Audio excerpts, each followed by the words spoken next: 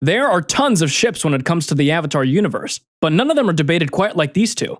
So, which one is better, and what is the real difference between the two ships?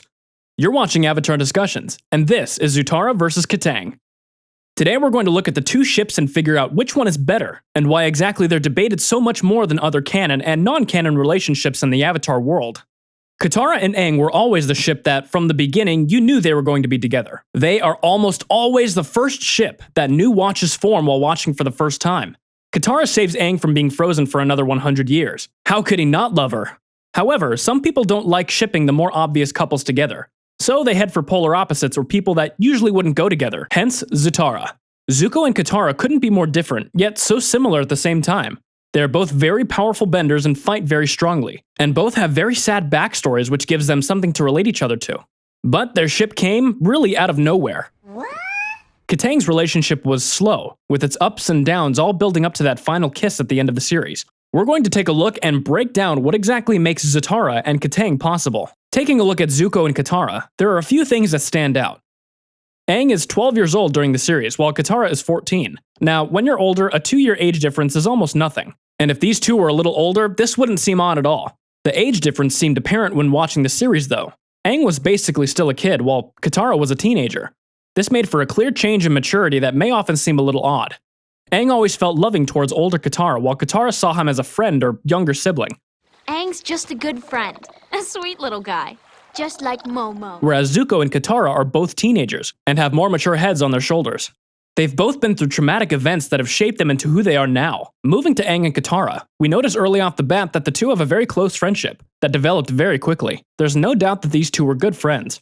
Some of the best relationships begin as meaningful friendships, so this dynamic is proof of a romantic relationship. We see many relationships in the Avatar universe where the two start off as good friends and end up as more. Sokka and Suki being one of the best examples. Just like Asami and Korra and Jinora and Kai. This leads us to believe that their friendship was just a stepping stone to build up for their future romantic relationship later on. Zuko and Katara can also balance each other out and help each other become better people. Zuko and Katara have often clashing attitudes. When Zuko joins Team Avatar for the first time, Katara naturally is not comfortable about this and does not trust him. Although eventually forming a friendship, their different viewpoints on life and distinct but powerful personalities may make for a friendship that drives the other to do better. Now, one thing that's critical when it comes to shipping characters together is chemistry. Although these characters may be fictional and represent an animated series, the viewers can still pick up on that chemistry. Both Katara and Zuko are more conventionally appealing and were a little older, making it easier to imagine them dating. Several fans could see the possible synergy between these two. Even though there are very few scenes with the two together, the 3 or 4 scenes that we do get are packed full of romantic tension from the two.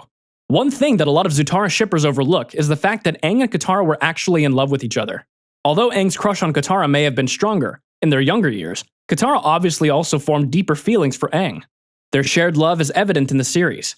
Another important factor in shipping is respect for one another. Throughout the series, anytime there is a fight between Zuko and Katara, he doesn't treat her like she's helpless. He respects her and treats her as a worthy opponent. When Katara and Zuko fight at the Spirit Oasis, he learns just how powerful of a bender Katara is. Unlike Master Pakku, who needs a lot of convincing, Zuko understands Katara's skill instantly and treats her as a worthy opponent. Another obvious relationship point between Katara and Aang is that we always know Katara cares about Aang. One of the best examples of this is the balcony scene in Ember Island Players. One of the biggest misconceptions is that this is not Katara's rejection, but rather her distancing herself from Aang before he battles Ozai, because she knows he may not come back, and she wants to brace herself for that possibility. Katara discovers that she has feelings for Aang, but knows that she must subjugate them in order to free her and Aang from distractions before battling against Ozai. We're in the middle of a war, and we have other things to worry about. This only proves that she cares about Aang, as she feels the need to emotionally separate herself from him. The more you look at Zuko and Katara, the more you realize that Zutara has a Romeo and Juliet type relationship. Seeing as Zuko is from the Fire Nation and Katara is from the Southern Water Tribe, it would be unthinkable to romance them. While many viewers saw the possibility of a relationship between Katara and Zuko, the main writers of the series had intended for a relationship between Katara and Aang. Therefore, this relationship builds up throughout the whole series somewhat. Throughout the story, viewers see how important Katara is to Aang. There is a lot of build-up to this relationship, and we get to see later on that they have a family together. Before we get to who won this ship battle, we need to make it clear that everybody is allowed to have their opinions, and you should always respect what other people think, even if you disagree. We know that when it comes to Zutara, the Avatar fandom can get heated, but we want no negativity from this discussion. Finally, the moment you've all been waiting for. Who is the superior ship? Kataang or Zutara? As we said, both Zutara and Kataang have their perks. We get more screen time of Kataang, therefore we have a better grasp on their relationship. On the other hand, we get to see Katara turn from hating to being amazing friends with Zuko, and we sense the romantic tension between the two. So, who really is the better ship? Well, we can't really say. What? What the f? Both ships have grounds to be good relationships, and we would have loved to watch either relationship unfold.